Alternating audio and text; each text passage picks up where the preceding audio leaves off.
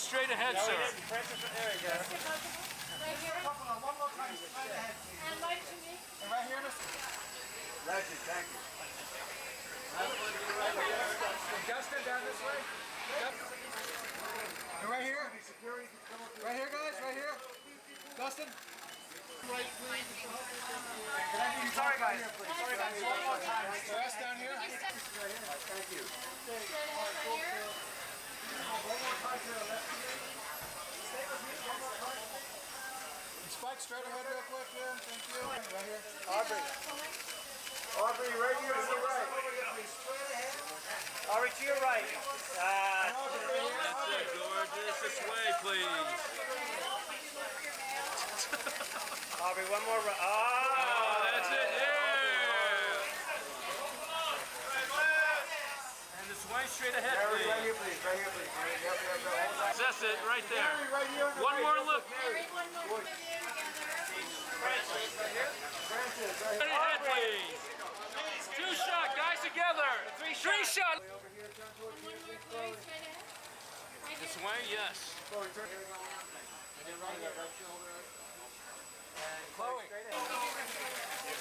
On the right, please. On the right. Spike right here. Spike this one right here. Flying straight ahead. Spike starting on the right. Straight ahead, sir. One more time on the right, Natalie. One more time on the right. And Natalie to the left, please. Straight ahead. Over the shoulder. Yes, over the shoulder. Yes. Gorgeous. Straight ahead.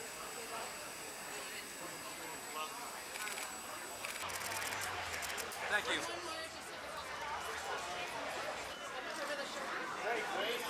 Yep. Oh. Grace over here like that. All the way over here. Right here, please. And down here. Down here. And guys, Mr. Hoffman, right here, sir. I can distance stop playing with this. Don't look over here. Don't look this way. All right, one more. Let's go. Guys, together, straight ahead. Everybody to your right, please.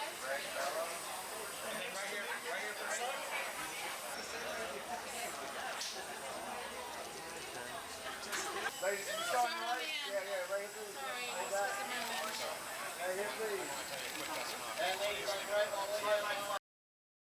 It was a dream come true, you know. He's a legendary filmmaker, and the fact that he wanted me to, play this part was really insane. So, I tried to soak up every minute, and really just let it all wash over me.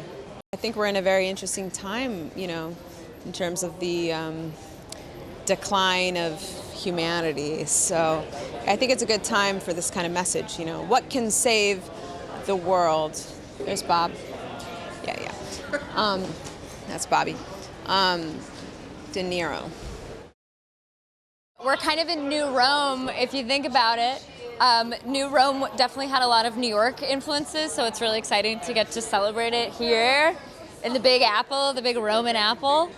I play Clodia, Pulcher, and she has these two rebellious sisters. They were around here.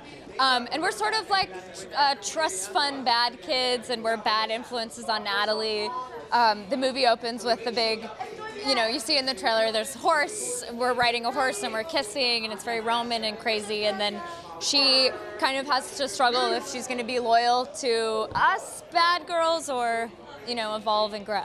It's super surreal. I've looked up to him my whole life, and how kind, and he's a true artist, and I think that they're a dying breed of somebody who's not caught up with the studio system and just has a vision and wants to make it, and he let us be artists, and you're also with some of the greatest living actors of all time.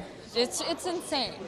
I hope that it inspires people to take risks and to have your voice and just make the art you want to make. I think that the industry's gone through so many changes, and I even deal with this on SNL. It's like there's so many rules and like a playbook we all think we have to play, but Francis and this movie is just make what you want to make, and there's an audience there.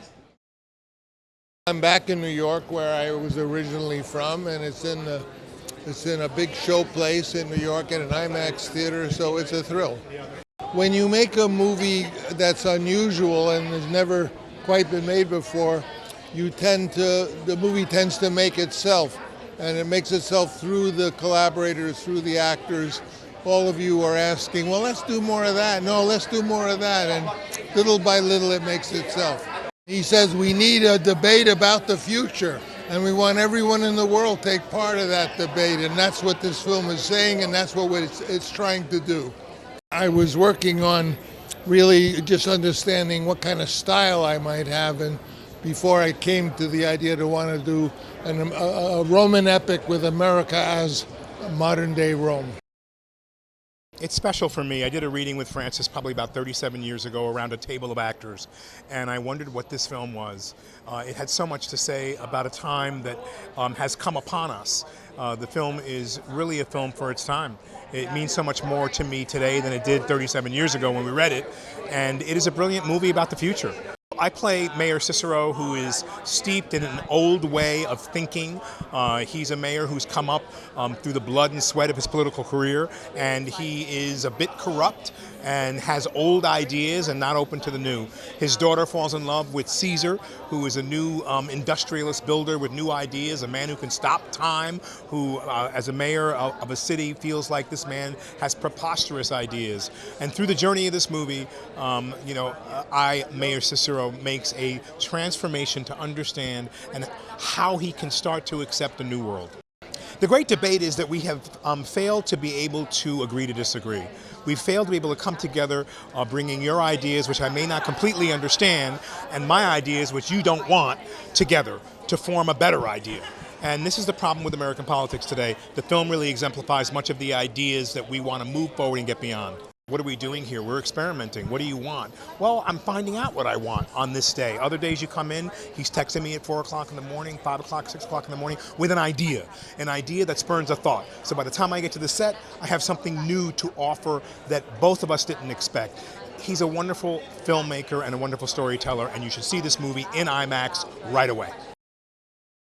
I'm very nervous. My stomach is churning, but I'm really excited and I love the movie, and I'm happy to be a part of this ride. I'm like, along for it. I did not train. I winged it.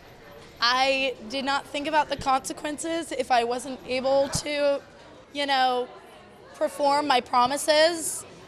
And thankfully it worked out. I don't know what would have happened if I wasn't able to do it. I don't know. Francis is incredible. He's a very amazing man in general, but also his creative process is totally, seeing it firsthand, you're like, this is definitely why you create things like that. And then when I saw the movie for the first time, I definitely was like, yeah, only Francis Ford Coppola would make this. In the best way possible. I'm so bored. Everything is so boring. Nothing's daring anymore. Everyone's so afraid of people not liking their work or who they are. And I'm like, guys, just someone make something you love already. I've thought this many times. I'm not sure if it was intentional, but it is very, applicable to right now, almost jarringly. It's almost so obvious. I don't know if that was intentional though. I think that change is scary in general, especially in a time where we need stability more than ever. And it's kind of like that fork in the, that circle of a question where it's we need change, but also we need everything to stand still. And that was really the controversy in this film, was destruction is needed for rebirth. And where does that lie? And how will we deal with that, He is a very unconventional director, and he shoots in a very unconventional way. His process is very unconventional. His casting is very unconventional. At no point was I expecting this to be a run-of-the-mill usual experience, and that was definitely demonstrated in the process of shooting it. We came to work and we just didn't know what was going to happen. Francis is very kind of experimental. Sometimes we'd be very, very particular, and then other days it was we're playing a game. and now it's in the movie. Like the movie kind of discovered itself at times, and so it was like an experience I'd never had before, and we'll probably never have again. So I'm very grateful for that. I think what this teaches us a lot about humanity and society is that we often fall into the same habits and mistakes, and that age-old saying of like history repeats itself, but it will express itself in different ways, and there's always going to be aspects that will feel familiar, but I think this movie is particularly timely because we're at a point where we're talking about things like the future of our planet, the future of society, who do we want to be, and some of these, especially now, like I feel like the world at times feels like it's in such a sort of like damning place. Like it feels like so hard at times, and I'm sort of like, I don't understand these things, and like who do we need to be, what choices do we need to make things better, and I feel like this movie just really speaks to that at this time. I always feel that it's a very small percentage of people. It doesn't matter where you are, whether I'm from the UK, obviously. There's a very small percentage of people who are making decisions for the masses, and that really shouldn't. I personally don't think that should be the case, but this is why we have our vote, and we get to vote. We're lucky to live in democracies where we get to have our say, and we get to impact change. And so, I wish that people felt much more empowered to do so. The movie definitely just throws up a lot of questions and doesn't necessarily always answer them in a very like clean, like bow tied, like here you go and fed back to you. I think it forces us as audience members to answer these questions for ourselves, to challenge ourselves, and maybe in our small way we can affect change as we move through our lives, our little corner of the world that we live in. What things can we do differently? And I felt when I finished the film the first time, I was like, wow, I feel really optimistic, and I hope young people will watch it and feel that way too. I would make it absolutely law that all animals are like taken care of, and we all are responsible for them, as well as like children. That would be like we would all be responsible for them in like an absolute, I don't know what the law would be, but it would be really like specific. And then there would be lots of local gardens and vegetable patches that people can just take from and like as they please, that we house everybody. And I'd like some bedazzling somewhere, just to be cute. I've been very lucky to work with Francis, Godfather too. So I remember Francis, I was aware of it at least 30, maybe 35 years ago, maybe even longer. He was always talking about it.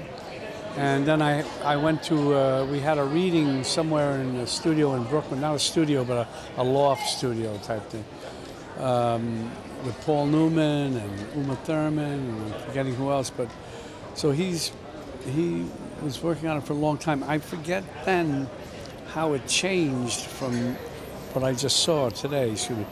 But it obviously was something that Francis had been wanting to do, working on for a long time in his head, blah, blah, blah, I hope they feel the experience of movie going, because so many people, I'm not watching movies on this. Look, all right, I'm old, but there's nothing replaces your widescreen TV in the basement. Ain't gonna replace seeing this film in IMAX.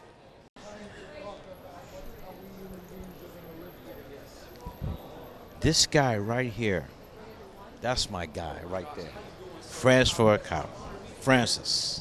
I was at the first screening, the first regular screening of Apocalypse Now in LA. I was doing an internship at Columbia Pictures, 12 noon, the Cinerama Dome. 12 noon, Apocalypse Now. That was, I mean, them helicopters, I'm like, where the fuck is them? Where the helicopters go? Like helicopters flying over your head with the sound design. It was amazing.